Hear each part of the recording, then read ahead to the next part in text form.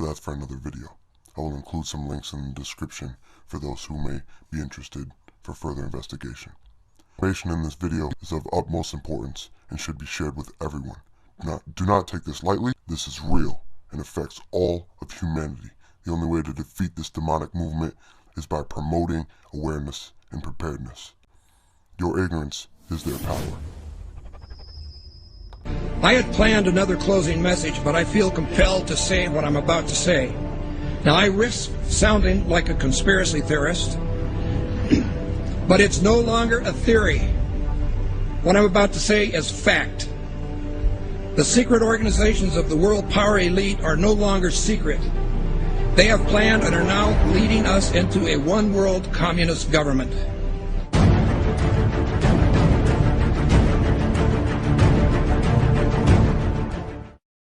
Executive order signed by President Obama has sparked controversy on both sides of the political aisle. The National Defense Resources Preparedness Executive Order was signed quietly Friday night. It gives the president the power to control U.S. resources. The Rules Committee is going to meet in the House. They are going to come up with a rule that makes it okay for them to do a same-day bill.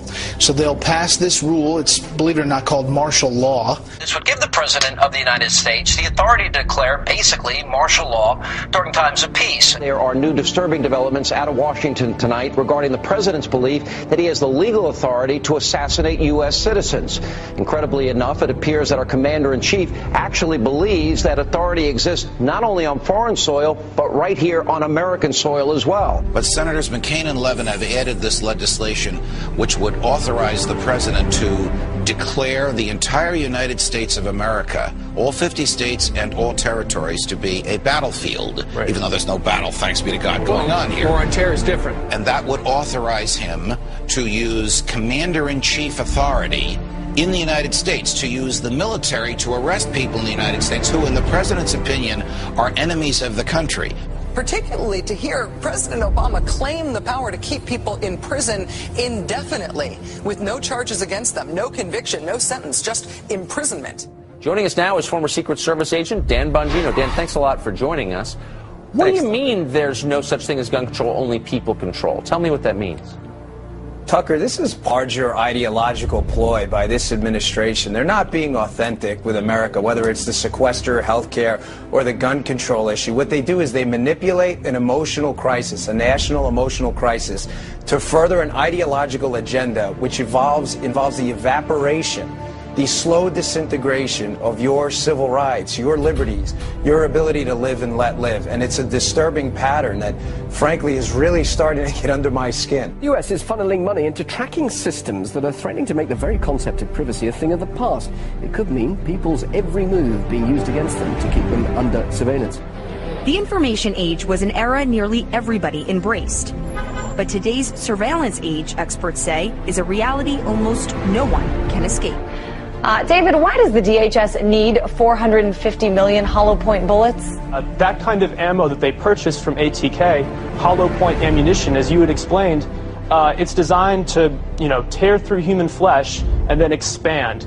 It's designed to kill people. This is not the optimal kind of ammo you would buy for target practice. It's more expensive and it's more precise. Do you think this is a sign that they're preparing for some sort of mass civil unrest? So they have an open bid right now, DHS, for even more ammunition, for 175 million rounds of .223 caliber rifle ammo. It's almost identical to the ammunition used by NATO peacekeeping forces. So that's very interesting. Are they planning on some kind of widespread economic unrest in the U.S.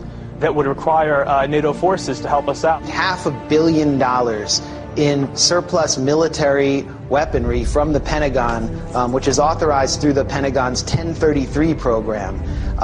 During the late 70s, Congress passed legislation called Posse Comitatus, barring the military from operating on American soil. And in the early 80s, there was an effort to circumvent that in Congress by arming police with military-grade weaponry. And now we're seeing that play out in the streets. People in the inner city in the U.S. have been experiencing this. So civilians in the U.S. are now up against basically military-style policing.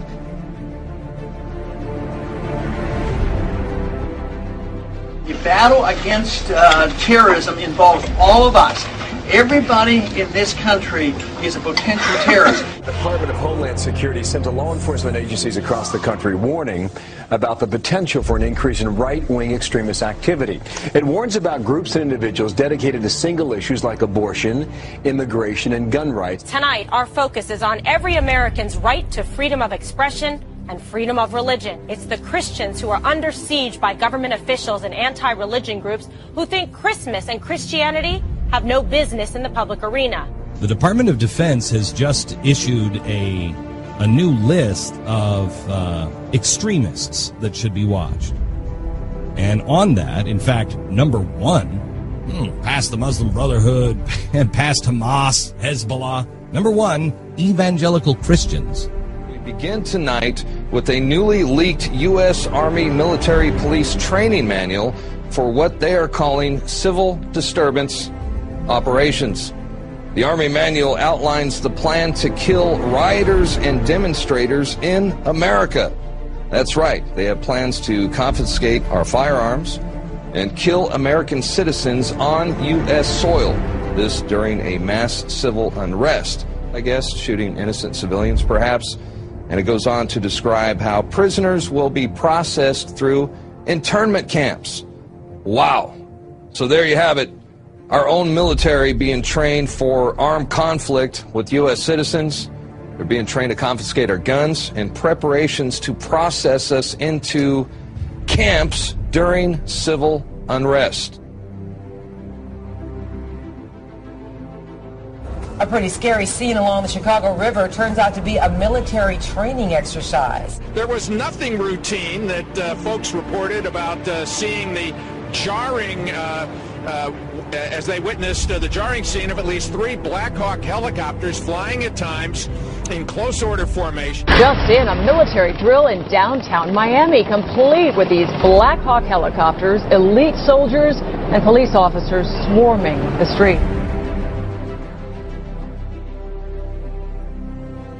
Take a look, swing back over here. This may be involved in this training or not. Again, let me tell you what all of this is that we know of. It's a joint military training exercise involving local police, also military. Sight of Army helicopters and the sound of gunfire created a lot of concern this afternoon in one Houston neighborhood.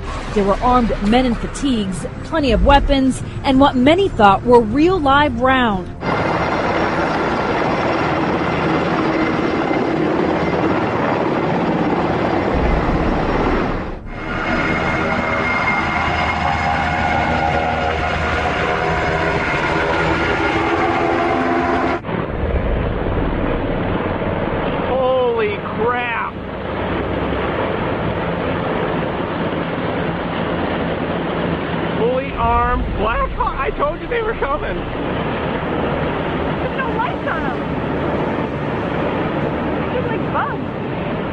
So here's the article by Steve Watson. Military helicopters conduct covert exercises over U.S. bank buildings. This is all part of other drills going on to acclimate the public to being attacked by our own military that are happening here in the United States. Here it is. LAPD and elite military units conducted extraordinary counterterrorism training in the skies above downtown LA tonight. At one point, they made what appeared to be a drop-off at a park. Within seconds of landing, the helicopter was back in the air. It was a strange sight in the skies over Los Angeles. Military Special Forces flying a practice mission last night, and there are more exercises scheduled for today. The entire city of Boston is in lockdown. In the suburb of Watertown, police with guns drawn are searching door to door. I mean, we had martial law up there. FBI and all these agents coming in, closing things down, going to people's houses.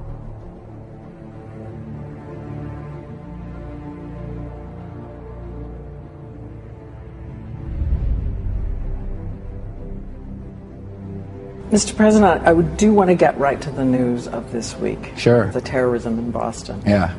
Many people have wondered if it took you right back to 9/11 when you heard it. Well, at first, I was deeply concerned that there might have been a organized plot.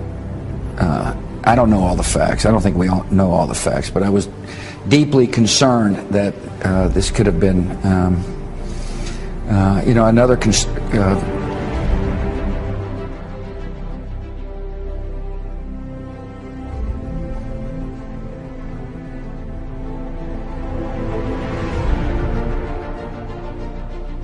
while they're doing this, they're amassing this wealth in order to redirect it toward martial law endeavor, and not just in America, but globally. They want to lock down every country and force us into global governance, eventually force us into a global reserve currency that is like the Bancorp that the IMF has been pushing.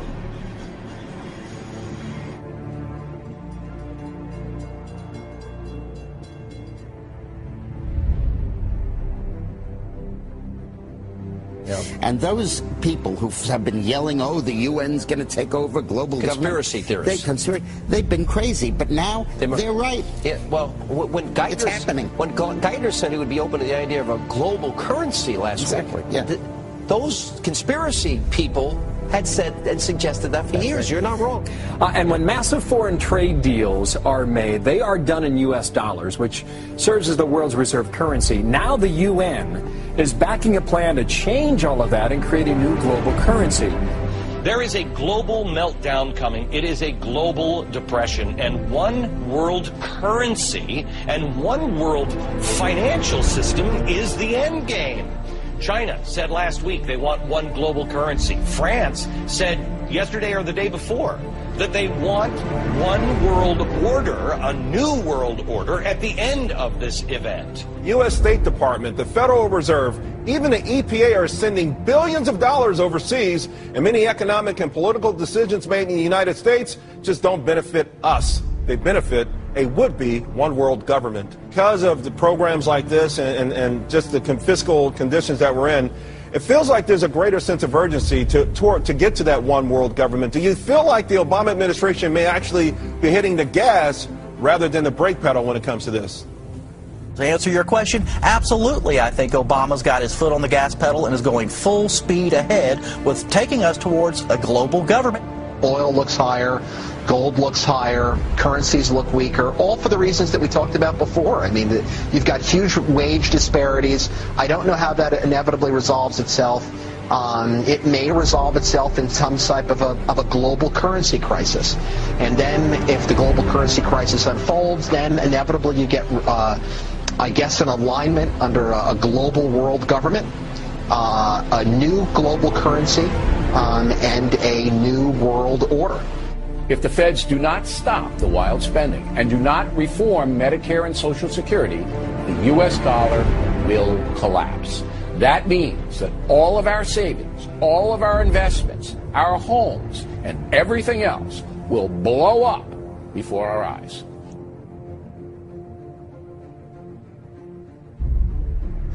This morning on Today's Health, a computer chip that could be implanted under your skin so that doctors can quickly access your medical records. Explain to me briefly what the VeriChip is and what it is supposed to do. VeriChip is a tiny miniaturized RFID, or radio frequency identification microchip.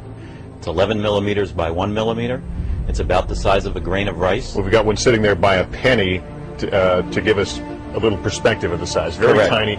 You implant it under the skin how? It gets injected, just like getting a shot of penicillin or any medicine that you would get in a doctor's office. It goes in the upper right arm. Implantable human chips. Supporters hail the technology as a medical marvel. You have one in your arm right now. That's correct. Where is it? It's in the upper right arm. It's a simple injection process. Finding from us this evening, technology on the cutting edge. We were interested today to hear that more than 100 law enforcement officials in Mexico are having microchips implanted in their arms. The chips allow a person to be scanned.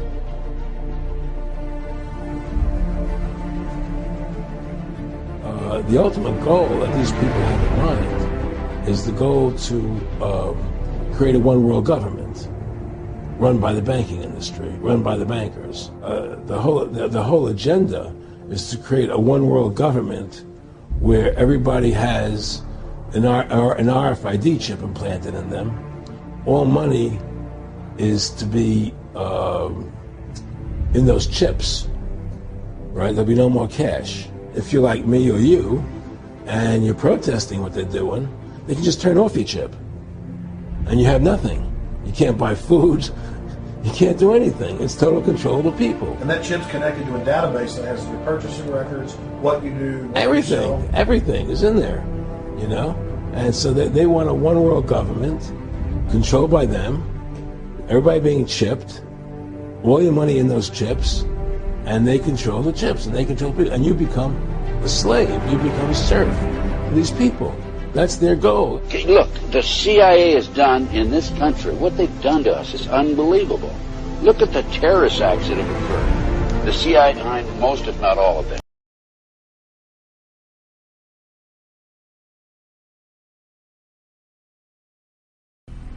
There are more and more attempts to legitimize the use of internment camps to detain U.S. citizens in the event of unrest.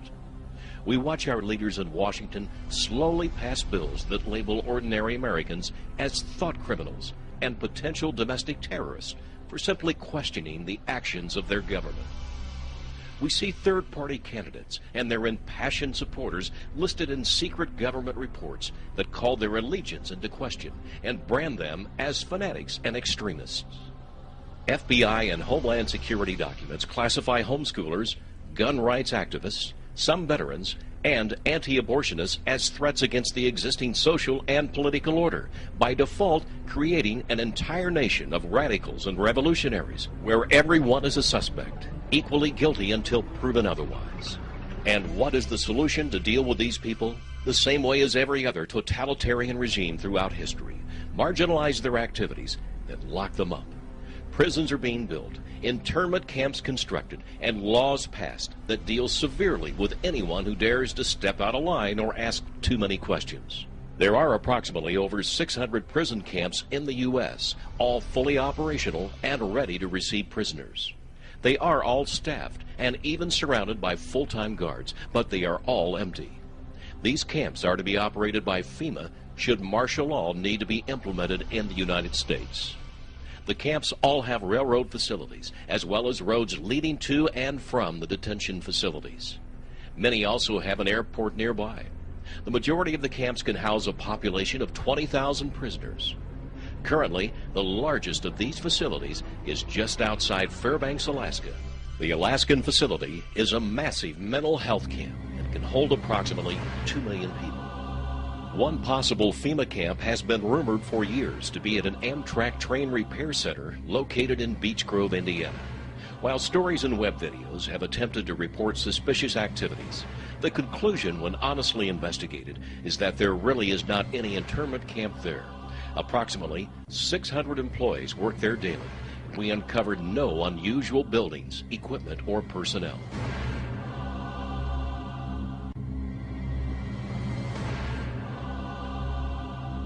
Having said that, there are many well-documented camps and prisons that have sprung up around the United States the past decade or so.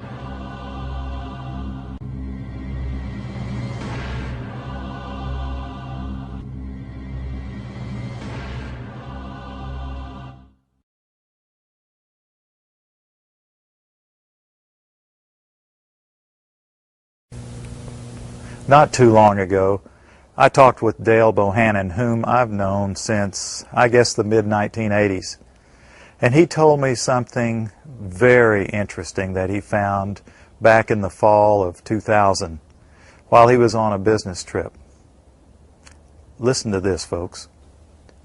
I was pulled to the side road, which was a new cut gravel dirt road in front of a business, a builder supply business, actually top-notch builder supply in Madison, Georgia.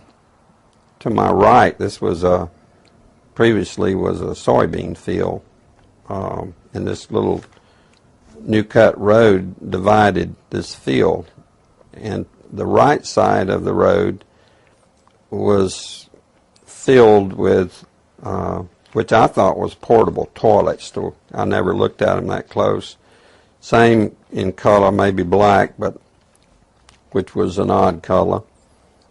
And I was sitting there going over my notes, and a van pulled alongside of me that turned out to be the property owner.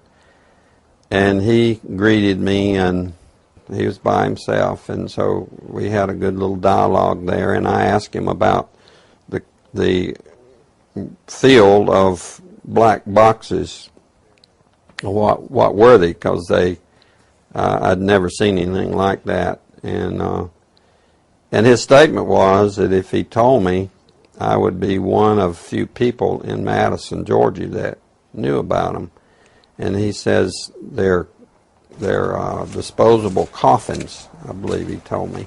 And he says there's 100, at that time he said there was 125,000 there.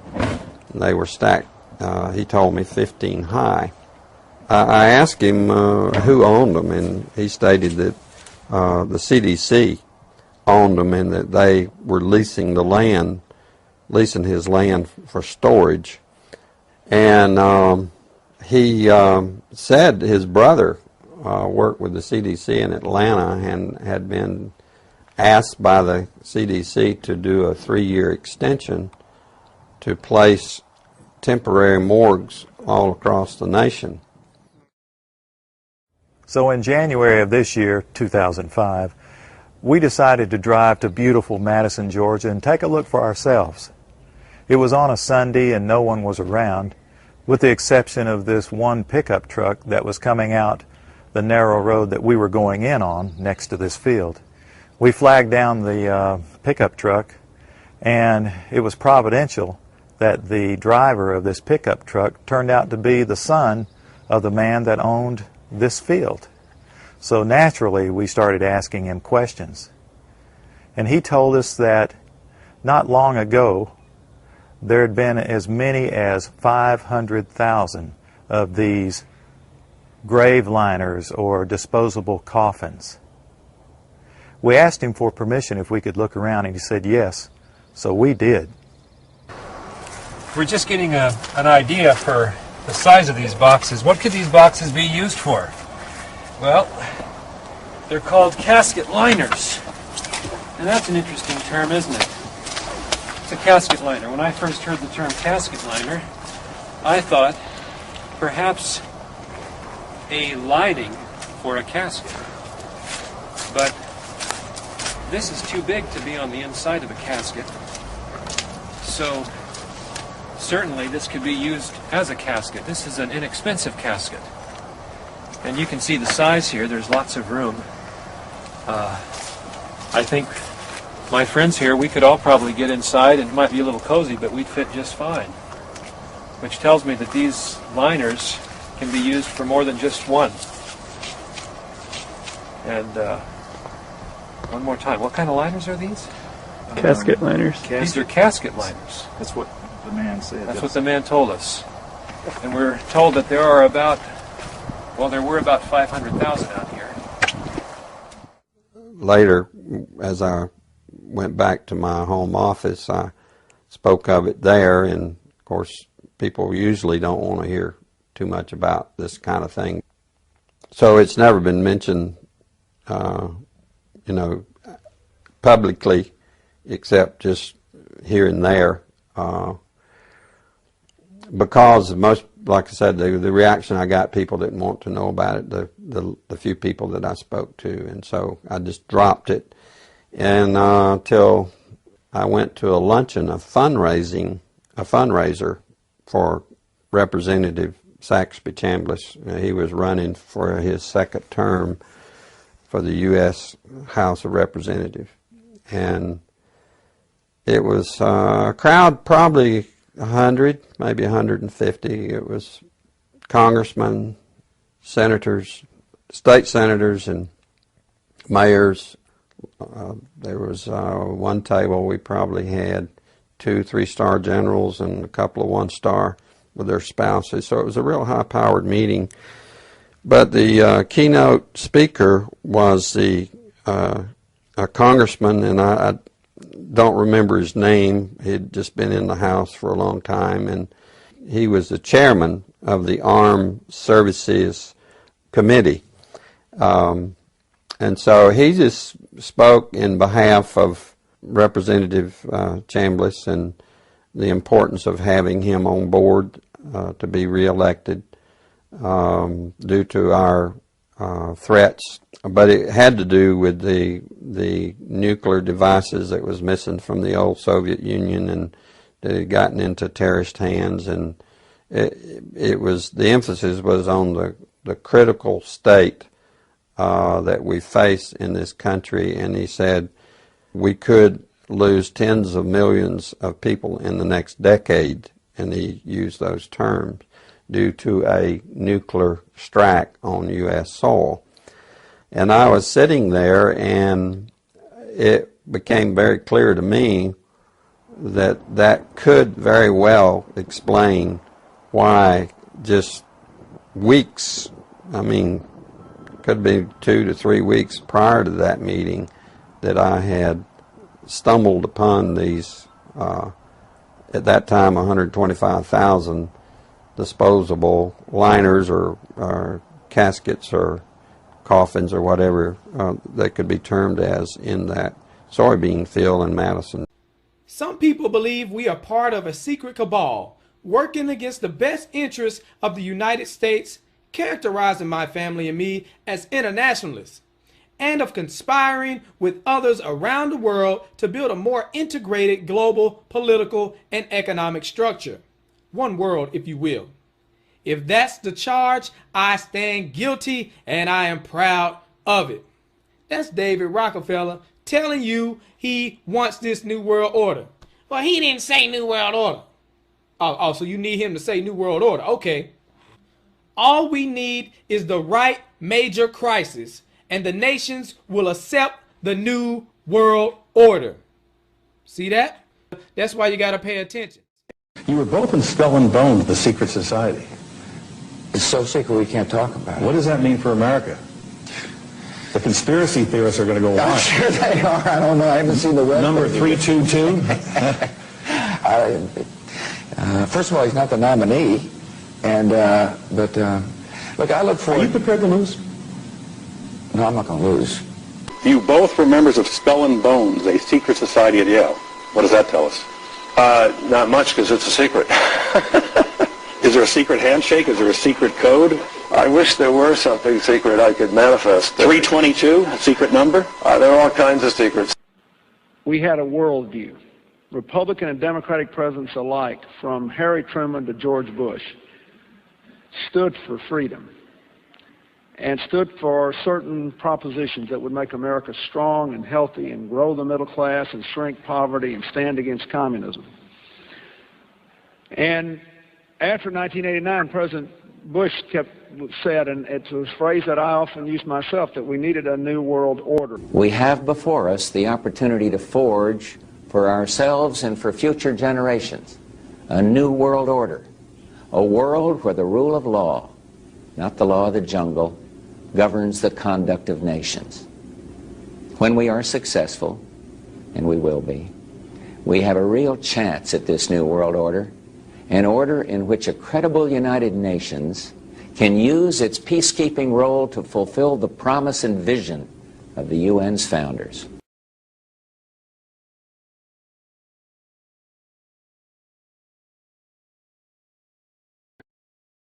The affirmative task we have now is to actually create a new world order. If you go outside the city of Atlanta, go east about 60 or 70 miles to the town of Elberton, and then go north on Highway 77 about 10 miles, you'll find off to the right what's called the Georgia Guidestones.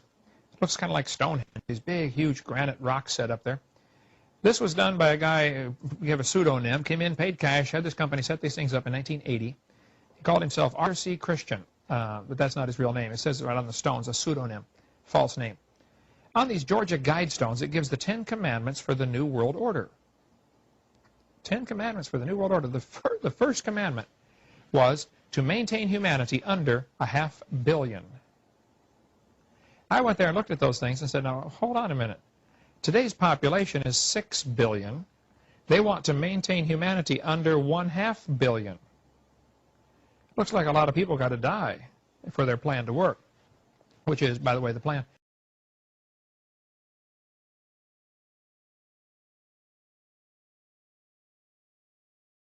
Jacques Cousteau said we'd have to eliminate 350,000 people a day. 1/3 of a million people a day would have to be eliminated to save Mother Earth. Bill Clinton said we need to reduce the population of the Earth to 1 billion. There are a lot of folks who would like to reduce the population of the Earth. At its core, Agenda 21 is about control. Control of the land, natural resources, and entire populations. It seeks to control the air by regulation of carbon emissions, the ground by sustainable development, and the sea through environmental regulations. Officially stated, Agenda 21 is a comprehensive plan of action to be taken globally, nationally, and locally by organizations of the United Nations system, governments, and major groups in every area in which human impacts on the environment. Because being human will always have an impact on the environment, Agenda 21 paves the way for extraordinary UN control. When you boil it down, there are 9 basic tenets of Agenda 21. Move citizens off private land and into urban housing. Create vast wilderness spaces inhabited by large carnivores. Eliminate cars and create walkable cities. Support chosen private businesses with public funds for sustainable development. Make policy decisions that favor the greater good over individuals. Drastically reduce the use of power, water, and anything else that creates carbon pollution. Use bureaucracies to make sweeping decisions outside of democratic processes. Increase taxes, fees, and regulations. And finally, implement policies meant to incentivize a reduced population. This equation has 4 factors, a little bit of multiplication. So you've got a thing on the left, CO2, that you want to get to 0. And that's going to be based on the number of people, the services each person's using on average, the energy on average for each service, and the CO2 being put out per unit of energy. So let's look at each one of these and see how we can get this down to 0. Probably one of these numbers is going to have to get pretty near to 0. That's back from high school algebra. But let's take a look. First, we've got population. The world today has 6.8 billion people. That's headed up to about 9 billion. Now, if we do a really great job on new vaccines, healthcare, reproductive health services, we could lower that by perhaps 10 or 15%.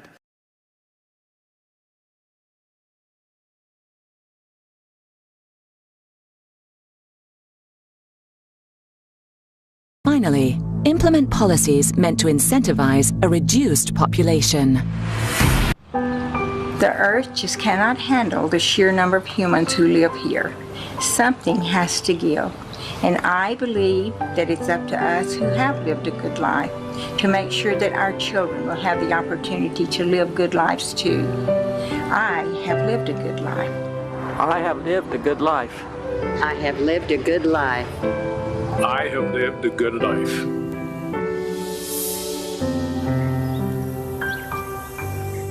Finally, implement policies meant to incentivize a reduced population. Every year, millions of imperfect babies are born, destined for a life of struggle and hardship. But it is the rest of us who pay the ultimate cost. Billions of dollars that could be used to better society are instead wasted on the malformed. There must be a better way, and there is. Agenda 21 is coming soon. Finally, implement policies meant to incentivize a reduced population. For millions of years, this lake thrived.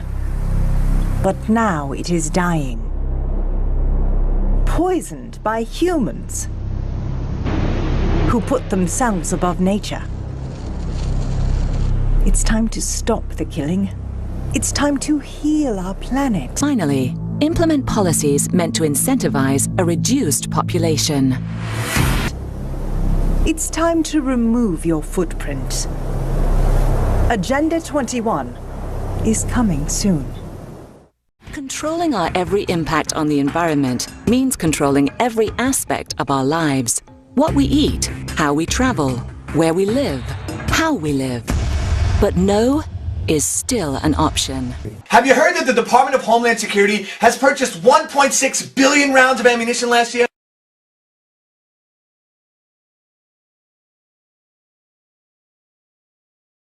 I mean, that's got to cost millions and millions of dollars. Correct me if I'm wrong, but isn't this country broke? I mean, you turn on the TV, you hear how we're laying off air traffic controllers, how people are going to die because of it. I mean, Harrison Ford is in a tizzy, and we're spending this much money on bullets? Do you know that 1.6 billion rounds of ammunition is enough to fight a 20-year war and still have bullets left over? My question is, who is the Department of Homeland Security planning to shoot? Do you realize that over the past couple of months, our government has tried to pass bills through Congress allowing them to arrest American citizens without due process, allowing them to kill American citizens without due process? And it's got the 5 regions for the FEMA camps, and it talks about barricades and barbed wire and armed guards, and it says that they've built the camps and that now they need to get ready to staff them, and that they need to be ready within a 72-hour period. And so I want to challenge everybody to call their friends and their families now and realize that the new economy is to put tens of millions of people, we already have the biggest prison population in the world, in this archipelago, this giant chain of facilities all over the country. The following video details the contents of a Department of Defense document entitled Internment and Resettlement Operations, also known as FM 3-39.40. The document is 325 pages long and it is signed by Joyce E. Morrow, Administrative Assistant to the Secretary of the Army. It was created in 2010, however, has just been recently leaked to the public via the internet and can now be downloaded from multiple sources. In the description below, you'll find a download link for the document. I strongly encourage you to download it yourself and to verify everything that's being said here. The document outlines military procedures for internment and resettlement of civilians, and it describes the layout and the administration of these internment camps. It clearly states on page 38 that it applies within U.S. territory, and it specifically addresses the detainment of U.S. citizens, as is indicated by the identification procedures for new prisoners on page 146, which states that social security numbers are to be recorded alongside their photograph and fingerprints. Included in the list of organizations which may be involved in these internment operations are the Department of Homeland Security, FEMA, the Department of Defense, and the United Nations. On page 56, the document outlines the responsibilities of psychological operations officers within the camps, among which it states that a PSYOP officer develops and executes indoctrination programs to reduce or remove antagonistic attitudes and identifies political activists. On page 281, the document goes into more detail regarding the role of psychological operations within the camps, specifically in regards to pacifying the population and ensuring cooperation. On page 238, it gives the conditions for the use of deadly force in such camps. Among the justifications for lethal force, it includes to terminate an active escape attempt. That point right there should make it clear that these camps are not benevolent disaster relief type facilities. On page 244, the document calls for the use of snipers during riots to, quote, scan a crowd and identify agitators and riot leaders for apprehension and fire lethal rounds if warranted. On page 260, it shows the basic layout for a facility focusing on detainment. It is depicted with interrogation areas, tribunal areas, and mortuaries. Each detainment facility is designed to hold 4,000 prisoners, and they are depicted with multiple levels of barbed wire separating compartments within the facilities, with a double barbed wire fence enclosing them, and watched over by 24 guard towers. On page 261, the document depicts the layout for what they call civilian resettlement facilities, which are designed to house 8,000 people. Though it uses the word resettlement, the plans show multiple levels of barbed wire dividing the sections of the facility, with double barbed wire fencing on the outside, as well as 16 guard towers. On page 262, the layout for facilities designed for what they call non-compliant prisoners is shown. These camps are designed to hold up to 300 prisoners, they have 3 interrogation centers, and are guarded by 13 guard towers. Now, if there's any question whether these plans are active or just theoretical, this should be settled by the fact that the U.S. Army has been running ads for job positions in these camps since 2009, and apparently, they're still hiring. Once again, if you look in the description, you'll find all the links you need to verify this information. It's important to note here that this document was created in 2010, which was under the Obama administration, and it predates the NDAA of 2012, which authorized military detainment of U.S. citizens. This clearly shows a long-term agenda at work.